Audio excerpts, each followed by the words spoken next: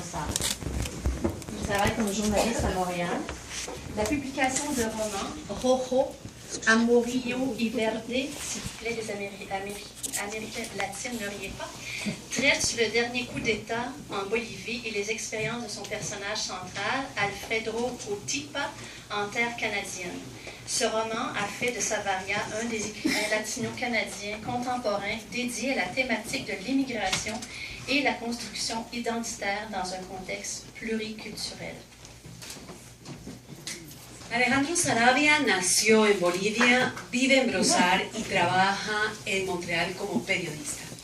La publicación de su novela Rojo, Amarillo y Verde habla del último golpe de Estado en Bolivia y las experiencias de su personaje central, Alfredo Utipa, en tierra canadiense, lógicamente, y esta novela hizo de Saravia uno de los escritores latino-canadienses contemporáneos dedicados a la temática de la inmigración y la construcción de la identidad en un contexto multicultural. Bienvenido, Alejandro.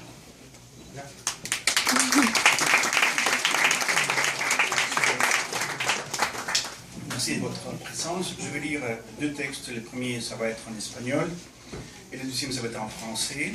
Celui en espagnol va nous ramener peut-être à la source de toute l'activité littéraire parmi les gens qui viennent de l'Amérique latine.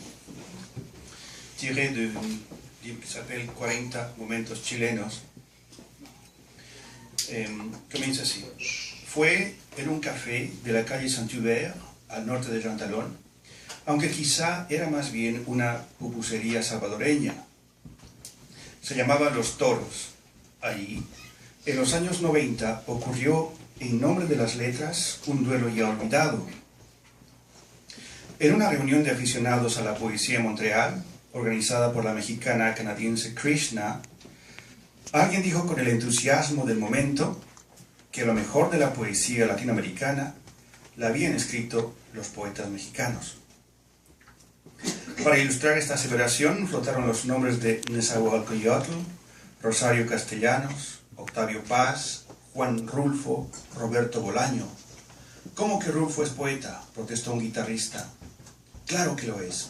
¿A poco que no has leído Pedro Páramo, que es un poema disfrazado de novela?, respondió el poeta mexicano Miguel Ángel. Esa sí que es de burro canchero, reclamó un chileno, mientras aclaraba que Bolaño era en realidad chileno y no mexicano.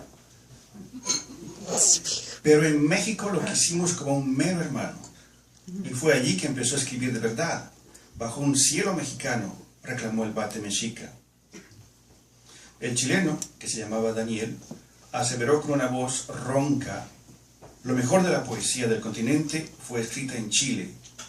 Quien haya leído a Gabriela Mistral, a Pablo Neruda, a Vicente Huidobro, o a Pablo de Roca, o la antipoesía de Nicanor Parra, o haya cantado en un barco en la madrugada las canciones de La Violeta, sabrá de lo que hablo. Y no fue Neruda el pinche stalinista que, como secretario de la Embajada chilena en México, ayudó a Ramón Mercader a matar a Trotsky, reclamó el mexicano, acordándose de la casa ametrallada en Coyoacán, de la puerta de hierro de la sala de baño. No sé si a continuación Daniel se puso de pie y tronó: con Neruda no se mete nadie. O quizá dijo: ¿y tú qué sabes de poesía chilena, maricón? A Miguel Ángel le cruzó el relámpago de la furia por los ojos y respondió a la ofensa con una bofetada. Daniel, el ex marino de quien se decía que ya había matado a un hombre y que había amenazado de muerte a más de uno en Montreal, le respondió con un tremendo puñete que hizo tambalear al defensor de la poesía mexicana. Saltamos todos de pie. Alguien gritó: calma, compañeros, calma. Otro lanzó: órale, cabrones, no manchen la velada poética. Algunos hablamos de la hermandad latinoamericana necesaria en momentos como este, que nuestra lucha verdadera era con los adjetivos, con los malos versos, y que nuestro deber era dar brillo a nuestra hermosa lengua castellana, que más que española es latinoamericana. Voló un arañazo, alguna otra mentada de madre más, y luego se calmaron los ánimos. Una voz pidió un té de manzanilla, que no había en una pupusería, para evitar un soponcio, y poco a poco volvió la paz entre los asistentes a esta lectura de poesía latinoamericana en Montreal. Miguel Ángel leyó un poema dedicado al mar, ese animal que se orina de deseo sobre las arenas.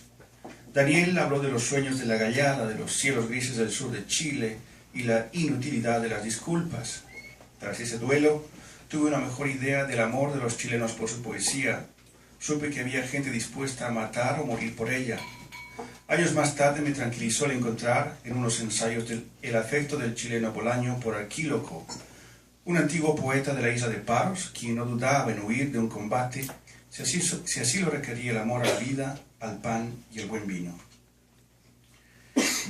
Le texte en français s'appelle L'homme polyphonique et a été écrit avec beaucoup d'amour pour les langues. L'idée de base, c'est que quand on vit dans un espace où il y a plusieurs langues, parfois, lorsqu'on ressent une émotion, un sentiment, quelque chose qui nous surprend, on ne pense pas d'abord, on ne pense pas et on ne se demande pas dans quelle langue exprimer ce moment. Donc, c'est-à-dire que l'être humain est plus qu'une langue. Donc, la parole précise n'a pas de langue, car les mots dits devant la naissance de la lumière, sur un balcon d'un parc extension au Côte-Neige, ne sont pas ceux dits au même moment en regardant cette aube d'un balcon à la basse ville de Québec. La parole précise n'a pas de langue, ni au moment de l'éclat du désir, ni dans les profondes lucidités d'un rêve. Toi, le voyageur du métro, toi la femme née sous la lumière de notre soleil, toi la fille des sables du Maghreb, qui dans votre parcours habituel voyagez dans les entrailles de cette ville, un jour vous êtes frappé par les regards d'autrui, et sans rien savoir des paroles, peu importe si on se dit en passant au milieu des bruits de la ville, bonjour, salut, hello, how are you, salam alaikum, bon dia, buongiorno, maganda maga, peu importe. Car Bolaño allait se chercher quand même avec l'intimité des amoureux qui se rencontrent dans les nuits d'été, sous la lumière d'argent à minuit, entre les arbres complices de Mont-Royal. Peu importe la langue qu'on parle, femme polyphonique, quand ce sont vos mains qui vont découvrir les corps aimés, celui que vous allez habiter lorsque vos mains se mêlent pendant que la neige tombe dehors en février et vous êtes au lit, attentif au bruit de votre nouveau-né. Femme polyphonique, rebelle mexicaine sans papier, survivante somalienne mutilée, femme arabe libre des prophètes, parisienne déçue de mensonges de la liberté, égalité, fraternité, puisque vos grands-parents sont arabes, vous, qu'à leurs yeux européens, n'êtes pas encore assez française. Oh, qu'on veut sauver les Français au Québec, sauvons-les avec la force de toutes nos langues, avec l'amour pour cette terre de nos enfants, et soyons polyphoniques en français de cette Amérique à nous. América, cara signorina, boucle de rêve, la cascade de cabello negro avec les sourires décrits par Neruda, je suis à vous. Rêvons en français dans nos langues d'origine. Dans quelle langue parle une guitare? Les oiseaux qui chantent à l'aube sont-ils des allophones? Hello, allies on the phone. Are aliens allophones? People from Mars, from distant galaxies? Are allophones all those Quebecers who say hello? Hellophones who say bonjour? Allô, the other, l'autre, l'autrui, jusqu'à quand? Toi, petit grand homme polyphonique, femme polyphonique qui marche au marché Jean Talon, qui se promène sur les boulevards Saint-Laurent, plein de paroles à s'aimer dans cette île, femme polyphonique qui aime en arabe, accouche en anglais et parle à son nourrisson en français, petit grand homme polyphonique qui danse comme un cubain, qui parle comme un franglais et qui rêve comme un bolivien. À toi la rue, à toi la ville, à toi le monde, homme polyphonique, éternel suspect aux yeux, aux oreilles des monophones, ceux qui aiment la petite patrie fermée, renfermée dans l'infermedad, de croire que le monde doit être fait des frontières, des langues enfermées. Et nous qui aimons les Français dans nos langues d'origine, nous qui avons choisi cette terre à nous, cette terre amérindienne, ne dites pas que nous sommes des allophones, car cet allo veut dire être d'ailleurs. C'est aussi le vôtre. Votre ailleurs à vous, enfants des bateaux en Amérique, filles des rois en terre des Premières Nations. Alors laissez-nous la chance d'être polyphones en français, et ne vous dites pas décolonisés, car ceux qui le sont vraiment vivent encore dans des réserves, imprimés dans des conditions d'enfants pour toujours, eux qui vous aiment trop pour se révolter et brûler vos rêves du Grand Nord. Say goodbye to the halo, puisque nous sommes polis, multis, pluris, la police, la grande ville du Québec. Nous sommes, nous qui sommes ici, les mains de tous les pays. Ne nous blâmez pas de ne pas avoir choisi votre destin qui est nôtre, car l'argent et les beaux techniques est surtout francophone. Que les rythmes de tes pas dans les rues, que les rimes de tes vers à minuit, que les battements de ton cœur à midi soient écoutés dans leur langue originale. Avant d'être sens, toute langue et musique, alors chante la ville, chante la terre, petit grand homme polyphonique.